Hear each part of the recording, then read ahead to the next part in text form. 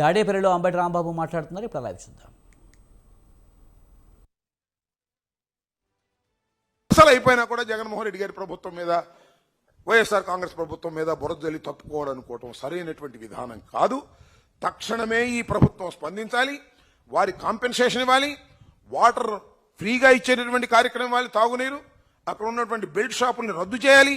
రద్దు చేయటం ద్వారా కొంత మేరకు మళ్ళా తిరిగి ఈ వ్యాధి విపరీతం కాకుండా ఉంటుంది. కాబట్టి తక్షణమే ప్రభుత్వం ఆ చర్య తీసుకోవాలి. మళ్ళీ ఒకసారి చెప్తున్నా, నారా చంద్రబాబు నాయుడు గారికి, ఆరోగ్య శాఖ మంత్రి గారికి, అదేవిధంగా డిఫాక్టో సీఎం ఆయన పేరేంటి లోకేష్ గారికి, మరొక్క ప్రాణం పోయిందా దానికి బాధ్యులు మీరే గుర్తుపెట్టుకోమని కూడా ఈ సందర్భంగా నేను చెప్పదలుచుకున్నాను.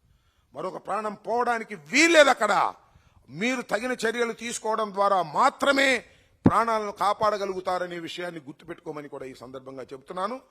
దీని మీద తక్షణం యాక్షన్ తీసుకోకపోయినట్లయితే మా ప్రక్రియ మాకుంది. మేము అపోజిషన్లో ఉన్నాం. 40% షేర్ ఉంది మాకు. ప్రజా ఉద్యమాల ద్వారా మీ మీద ఒత్తిడి తీసుకొస్తాం. ప్రజల్లో దీన్ని మేము ప్రచారం చేస్తాం.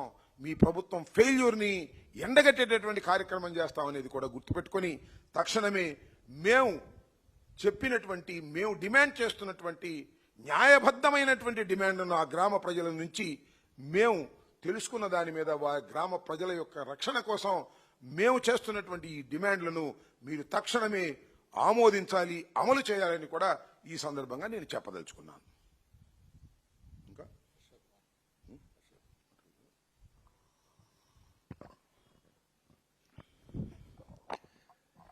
నిన్న తురుకుపాలెం గ్రామానికి వెళ్ళినప్పుడు డాక్టర్ గారు చెప్పినట్టు ఆల్రెడీ